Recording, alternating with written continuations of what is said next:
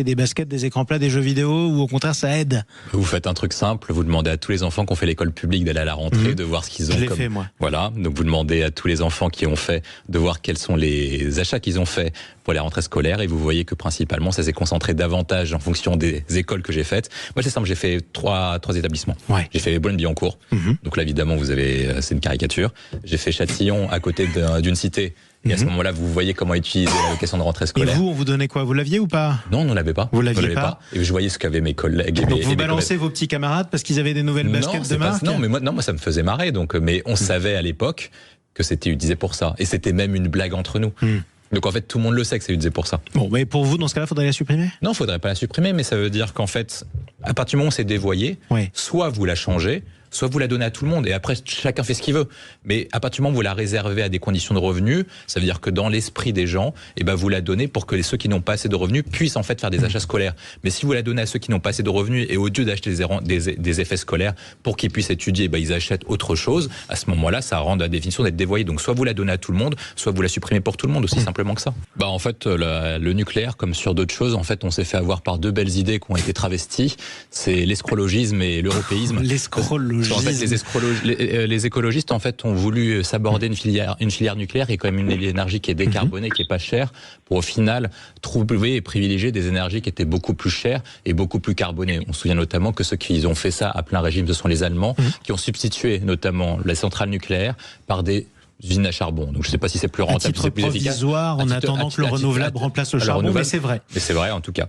Sur l'autre point, ensuite après l'Europe, le problème de l'Europe, c'est qu'en fait avec des règles qui sont censées être théoriquement bien, notamment la liberté de concurrence et le fait d'harmoniser les règles, ont au final fait en sorte que un atout qui était français soit devenu un boulet, notamment en indexant le prix européen de l'électricité sur celui du gaz russe. Je suis pas sûr que ce soit la bonne idée, mais au nom d'une égalité entre les États membres, au final, on a travesti une idée européenne, c'est-à-dire qu'au lieu d'être plus forts ensemble, on est devenu plus faibles, et c'est pour ça que certains sont mécontents avec cette idée-là. Anthony, vous avez 30 secondes pour donner votre avis. Effectivement, William vient de le dire. C'est à 200 mètres de Paris, vous avez raison que c'est caricatural. Et il vous dit ça en costume cravate. On ne peut pas faire plus parisien. Qu'est-ce que vous voulez que je vous dise? Soit vous assumez ce que vous êtes, soit vous êtes un cliché. J'incarne les deux. Mais ensuite, après, pourquoi est-ce que je trouve que la Ligue 1 est pas mal? Parce que moi, je trouvais que les meilleurs diffuseurs ces derniers temps, c'était Prime Video, ceux qui avaient fait un très bon abonnement. Amazon. Et Amazon Prime. Et donc là, je trouve qu'ils reprennent les mêmes concepts, donc ça a l'air d'être pas mal du tout. Après, le problème, quand vous êtes parisien, c'est qu'en fait, vous regardez pas les matchs de Ligue 1 parce que vous gagnez tout le temps. Et le problème, c'est quand vous êtes parisien, c'est qu'on vous écoute même plus parler de foot parce qu'on vous supporte plus. Le reste de la France, tout simplement. J'en profite d'ailleurs pour faire un clin d'œil parce que vous avez parlé piégé par ces contradictions. Oui, effectivement. William Tay. Il y a plusieurs choses. Le premier, c'est si c'est un match de foot, on est à peine à la mi-temps. Si c'est un match de basket, on est à peine au carton. C'est-à-dire ce qu'a dit Lindsey Graham, le sénateur républicain qui suit ces questions, dit qu'en fait, il espère une fin du conflit d'ici décembre et d'ici avant Noël. Plus ou moins avant Noël. Donc en fait, ce qui joue, c'est plusieurs choses. La première, c'est qu'en fait, la rencontre qu'il y a eu à la Maison Blanche, c'est la deuxième partie de la première rencontre en Alaska. Les deux vont de pair.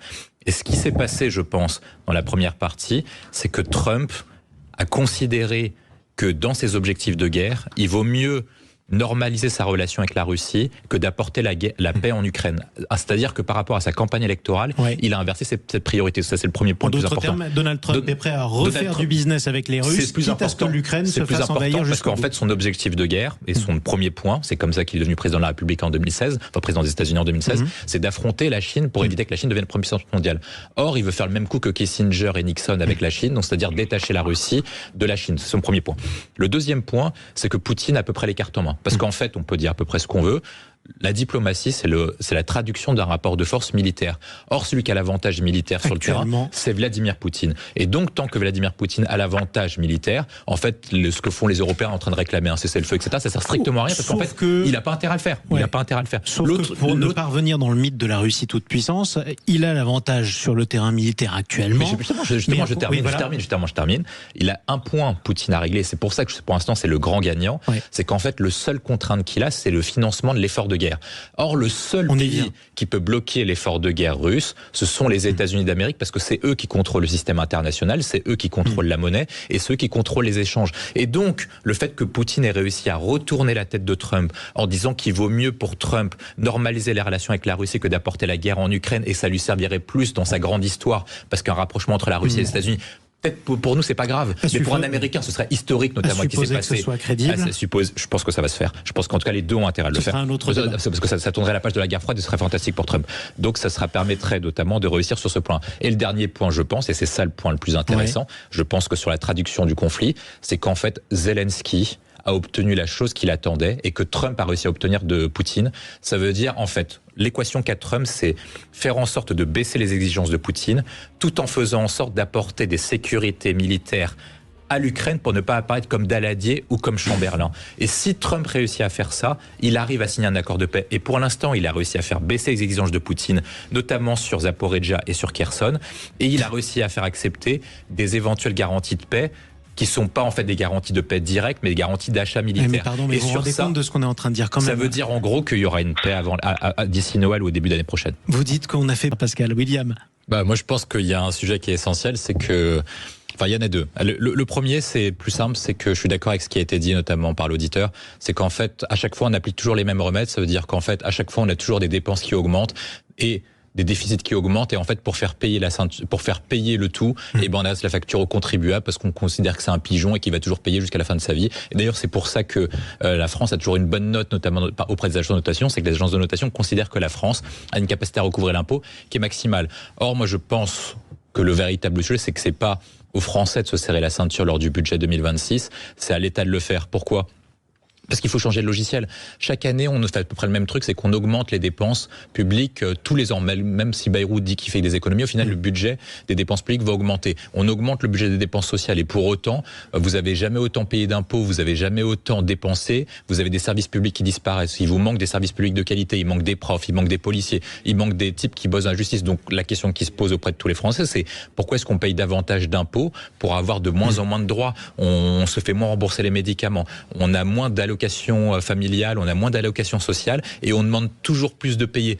Donc peut-être qu'il y a un problème qui se pose et peut-être qu'il faut véritablement changer de logiciel. Et sur la question qui se pose, c'est pourquoi est-ce que la droite ne l'a pas faite ? Tout simplement parce qu'en fait... Qu'est-ce qu'elle aurait dû faire dans ce cas-là ? Parce que j'ai compris qu'il fallait changer quelque chose, mais je comprends toujours pas quoi. Moi je pense qu'on n'a jamais rompu le dogme de Mitterrand posé en 80, c'est-à-dire que Jacques Chirac s'est soumis aux thèses de Mitterrand avec sa campagne de la fracture sociale.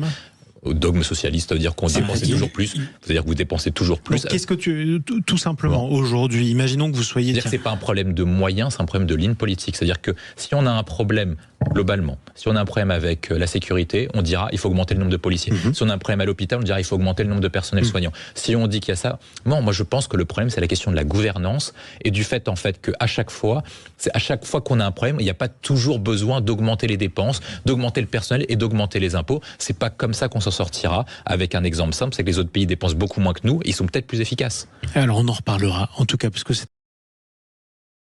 sur M6 où un couple a été accusé d'avoir copulé en direct dans une piscine. On a franchi une limite supérieure là, William Tay. Oui, parce que la société a évolué aussi entre-temps. Parce que malheureusement, ce que vous rencontrez là, en fait, au sein de cette émission, c'est ce que rencontrent la plupart des enfants au sein du harcèlement scolaire. C'est-à-dire qu'en fait, vous avez toujours, et c'est malheureux, un certain public qui apprécie, pour expurger les problèmes qu'ils ont au quotidien, de voir une autre personne aller plus mal qu'eux. Avec la même phrase qui est connue, lorsque je me regarde dans le miroir, je me désole, et quand je me compare, je me console. Et vous avez une partie des gens qui sont comme ça, ça fait partie des travers de notre société, c'est comme ça. Et moi, je pense qu'eux ont un problème, et notamment, ça a été rappelé par votre intervenant, ça pose une question, c'est comment ça se fait ? Est-ce que toutes ces personnes peuvent être inculpées pour non-assistance à personne en danger. Sachant que, attention, je le précise, pour l'instant, on ne sait pas, ça se trouve, la mort est complètement naturelle, quels que soient les actes. Non, mais même à partir du moment où quelqu'un subit autant de violence, vous avez quand même un article du Code pénal qui prévoit que lorsque vous voyez quelqu'un qui subit des préjudices, qu'il faut l'aider d'une certaine manière ou d'une autre, et ces personnes-là n'ont pas voulu l'aider. Pire, ils ont aggravé cette situation en étant un public et deux, qu'ils ont donné des dons. Ensuite, après, ça pose la question de ses co-responsables. C'est-à-dire qu'au bout d'un moment, non seulement par leur service, mais en plus par leur objet de monétisation, je pense qu'il y a quand même plusieurs articles en France, et on en a assez beaucoup, pour pouvoir les inculper d'une manière ou d'autre, ou en tout cas les faire entendre. Et après, pose la question de la plateforme. Si la plateforme récupère tous les tarés qui sont même pas les bienvenus sur Twitch, et dire que Twitch dérive déjà, c'est quand même un euphémisme, faudrait quand même se poser la question, lorsque vous êtes ministre du numérique, de pas poser la compatibilité de l'existence d'une telle plateforme en France. On met plein de European Act pour régler les plateformes du numérique. Est-ce qu'on peut tolérer qu'une plateforme comme ça puisse exister dans notre continent ?